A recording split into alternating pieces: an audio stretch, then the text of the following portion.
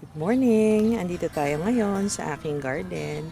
Ang ganda-ganda ng araw ngayon, no? Kitsi-kitsi. Ayan. Wow. Ayan. Okay. Umaaraw na. So, kahapon, tsaka nung mga last na days, umuulan, no? At gustong-gusto yan ng halaman. Tingnan natin kung gaano nilang nagustuhan ang rain. Ayan ang aking mga kale. Ang kale natin na slow growing din siya, lalo na kapag nandito nasa tropical tropical region. Pero matagal din talaga ang buhay niya. Biruin niyo yung kale kung isa like mga 7 months mahigit, gano'n. Buhay pa siya.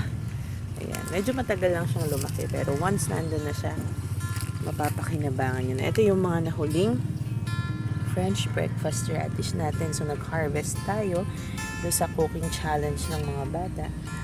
So ayan, meron pa rin marami pa. Ang ganda, 'di ba? And then ito pa yung ating hinarvestan natin na container, yung multi-crop system natin. Tingnan ninyo, oh. May surprise na, oh. Ayan ang red okra. Kita nyo ba? Oh, happy ako pag nakakita ko ng ganyan. See? Itong ating pak choy, fresh na fresh. Ang fresh yung mga baby. Ayan. Ito may baby pa, oh. Baby okra. Oh, mag-focus ka, please. Ayun. Then, ayan. May kangkong pa rin. Tapos ang sili. Ito yung okra ko doon sa tricycle. Ang bilis ng paglaki niya, no? Iba talaga kapag naulanan. Kasi ang tubig ulan is very rich in nitrogen. Yan. Diba? O, pwede na yan. Naku po. Yan ang ating tarragon herb. Yan ang bango-bango ng tarragon, Gawin nyo itong tea, lagay nyo lang sa sa mainit-init na water, iti nyo bago matulog. Ang sarap ng tulog. So yung mga insomniac dyan, ayan ang sagot. Ito naman yung ating Chinese kale, or some say Chinese broccoli. Ayan. Kasi naman ang kale and broccoli is the same family sila, so ito din ay ganon. Yung kailan, ayan, sarap yan, favorite lang din sila ng uod, kaya ayan, pero okay lang yan. Okay, nakain namin yan, kahit ganyan ang itsura niya. Just see to it na siya ay hugasan mabuti. Ito pa yung ating mga mustasa. Ayan, diba? And then yung ating lemon basil that we have. Ito, ang bilis lumaki na to, yung mga broadleaf kale ko or flat leaf kale. So dati parang nakikita mo pa yung lupa dyan, ngayon hindi na, nag-uunahan na sila lumaki. Tingnan nyo, talagang ang garden pagkatapos ng ulan nag-explode talaga yan sa sa kagandahan, Gustong gusto nila ng tubig ulan, lalo na yung mga days na medyo mainit, tapos biglang uulan ng mga 2 days or kahit magdamag lang. Ayan, ang fresh diba? Ito yung mga ilan sa ornamental plants ko. Medyo napabayaan ko na nga lang ito, pero one of these days nagawa ako ng video which is yung garden cleanup. I-feature natin to. Ito, ang aking mga mulberry. So, pinalaki ko na to from cuttings. Kung napanood nyo yung mulberry picking namin, doon ako kumuha ng cuttings. Ayan na sila. Namumunga na rin to, pero hindi pa ganun karami, Kasi kailangan talaga para masuplayan ng isang halaman yung kanyang ay malaki naman yung kanyang puno. Diba? Oops. Ito yung aming katuray. Diyan sa labas ng aming bahay, ang dami kong katuray. At ang dami-dami ding humihingi, nakakatuwa. Kasi feeling ko,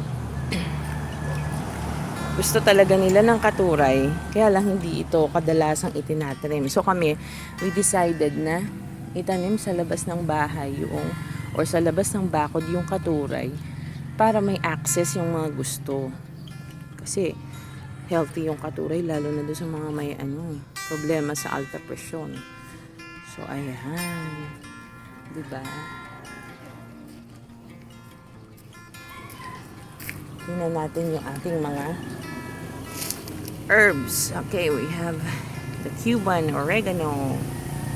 Whoops. Focus ka, be. Ayan.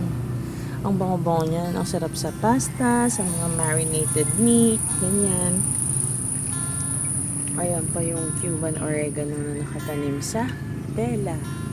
Oh, we have also tarragon. Yung ating mga chives. Oh. Ang laki din ng ginanda niya after the rain. Yung aking garden medyo magulo pa, no? Kasi medyo nahirapan akong maggalaw kasi hindi ako pwedeng magbuhat dahil 6 months pregnant na ako. So, ayun. Ito, ayan, meron akong pomegranate. Ayan, oh. Meron ako dun sa likod. Ang dami yung bunga dati. Tapos, tinrim namin siya. Kaya, papakita ko sa inyo yung row ng ayan, nakatanim dito, mga okra, sili, talong. Ayan. O, ito yung sinasabi ko sa inyo na aming mga katuray. Marami yan. Dali ilulusot ko lang dito sa oops. Diba? Madami yan. Ha? Marami ding yan. Kaya lang medyo tumaas na yung kanyang mga bulaklak kasi syempre, noong unang makuhanan yung mababa. Ayan, naubos dito sa baba, pero ayan. Ang dahil niya din bunga, no? Bunga niyan, pag nag-mature, ay magpo-produce ng seeds. Kaya ang dahil kong seeds. Kung gusto nyo, mga pips, lang kayo, magsabi lang kayo at marami kong seeds ng katuray. Okay. Ito naman yung ating isa sa garden din natin, sa raised bed garden, ano lang yan, tela, oh. See? Talagang pag gusto mong mag-garden, maraming paraan. Tingnan mo naman ang pak choy ko, oh. Wow. Pak choy. Masarap yun sa stir fry. Na-excite ako pag ganyan. Okay, ayan, may ornamental planting kami dito. Ayan, ito yung mga pak choy sa container. Oh, ang ganda. Ang ganda din na to. Ayan.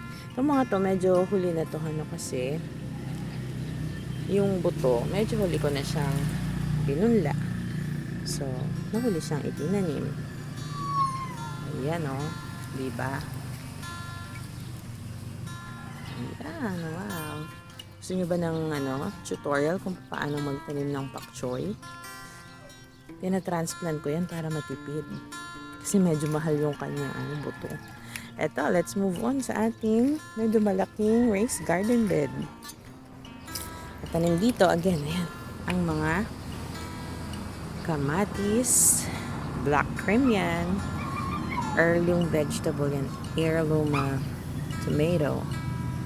Ayun, ang dami na, oh. Wow. Nakaka-excite. Diba? Sabog-sabog talaga siya pag ganito. Sabog ang kanyang kagandahan. Oh, ito pa ang pak choy ko sa sa banyerang may butas. Ito naman. Yung kangkong namin parang kawawa. Kasi laging natatanggalan ng talbos. Lagi kasi kaming kumukonsumo ng kangkong. Ayan. Ito, meron na namang makaharvest si ate. Favorite nila yung kangkong, promise. Sabi nila parang ano daw. Pag niluluto ng kangkong, chow fan daw yan. Sabi. Ayan. Ito na yung ating mga pak choy ito. Pag magte-transplant ulit ako. Dito ko pala naitanim. Hinahanap ko yung buto ng pak choy. And dito pala siya naitanim ko na. Ayan ang ating red okra. Ayan ang itsura niya pagka baby pa.